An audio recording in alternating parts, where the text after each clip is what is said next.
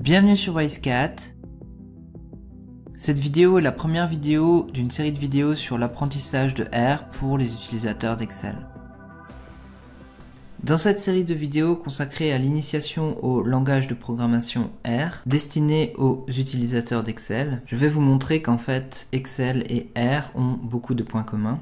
Excel est à la base un logiciel de bureautique mais peut être poussé un peu plus loin pour faire de l'analyse de données ou même de la programmation avec VBA. R, quant à lui, est un langage de programmation qui est surtout utilisé dans la recherche ou dans les statistiques. C'est aussi un des logiciels les plus utilisés pour la data science.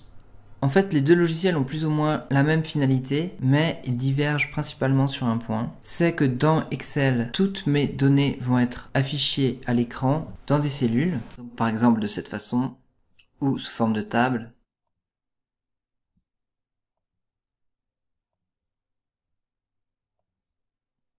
Alors que dans R, mes tables vont être stockées en mémoire et ne vont pas être directement affichées à l'écran. Alors R est fait pour utiliser des masses de données importantes. Excel est plus limité, quoique dans les dernières versions d'Excel, notamment avec Power Pivot, on peut aussi utiliser des masses de données très importantes. Mais R a fait le choix donc de garder les données en mémoire et de ne pas les afficher à l'écran. Tout d'abord parce que sincèrement quand on a une table qui fait des centaines de lignes et des centaines de colonnes, de toute manière c'est illisible. Et bien sûr aussi pour des raisons de rapidité et de mémoire. Alors dans cette première vidéo on va faire des opérations très simples avec R et avec Excel et on va voir que c'est sensiblement la même chose.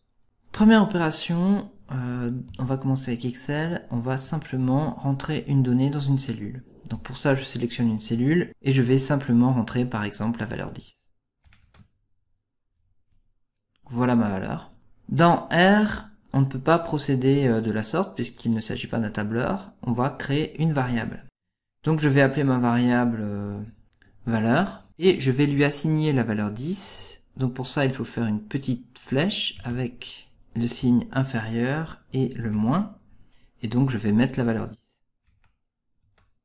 Si j'appuie sur Entrée, je vois ici ma variable que j'ai appelée valeur qui a comme valeur 10. Si je veux voir la valeur de ma variable dans ma console R, je vais simplement l'appeler et je vais appuyer sur Entrée. Et donc voilà mes 10. Maintenant, nous allons vouloir faire un calcul, donc par exemple une somme. Donc dans Excel, c'est pas très compliqué. Je vais faire 5 et 4. Et donc je vais appeler la fonction somme égale somme. Je vais y insérer mes deux valeurs et je vais fermer la parenthèse. Et donc ma somme est égale à 9, 5 plus 4 égale 9.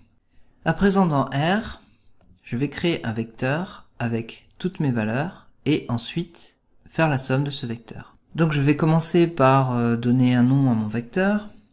À nouveau, je vais faire ma petite flèche. Et maintenant, je vais assigner des valeurs à ce vecteur. Comme je vais assigner plusieurs valeurs à mon vecteur, je vais inscrire un petit C, ouvrez les parenthèses, et ici, je vais inscrire mes valeurs. Ma première valeur, c'est 5, virgule, et ma deuxième valeur, c'est 4. Entrée.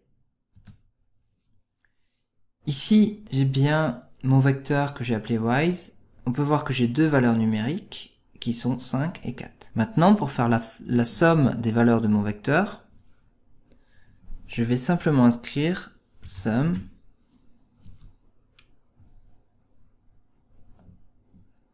et je vais chercher mon vecteur, donc qui s'appelle Wise. Entrée. Et j'ai bien 9, comme ici j'ai 9. Maintenant, la différence entre Excel et R, c'est que dans Excel, si je modifie une valeur, par exemple, je vais mettre 7 à la place de 5, Excel va automatiquement recalculer la formule et me donner 11. Dans R, c'est un peu différent. Pour changer une valeur dans mon vecteur, je vais commencer par appeler mon vecteur. Je vais mettre des crochets. et je vais lui dire que je veux changer la première valeur qui est dans mon vecteur. Donc la première valeur de mon vecteur, je peux l'avoir ici, c'est 5 pour le moment. Je vais inscrire 1 puisque c'est la première valeur de mon vecteur et je vais lui assigner cette fois la valeur 7. Ok ? Je vais appuyer sur Entrée. Je peux voir ici que j'ai toujours deux valeurs, mais cette fois, ma première valeur est 7. Je peux aussi appeler mon vecteur wise, appuyer sur Entrée, et donc ici je vois que j'ai 7 et 4. Et bien sûr, pour refaire la somme, je vais inscrire somme et appeler mon vecteur. Et j'ai bien 11, comme dans Excel j'ai 11.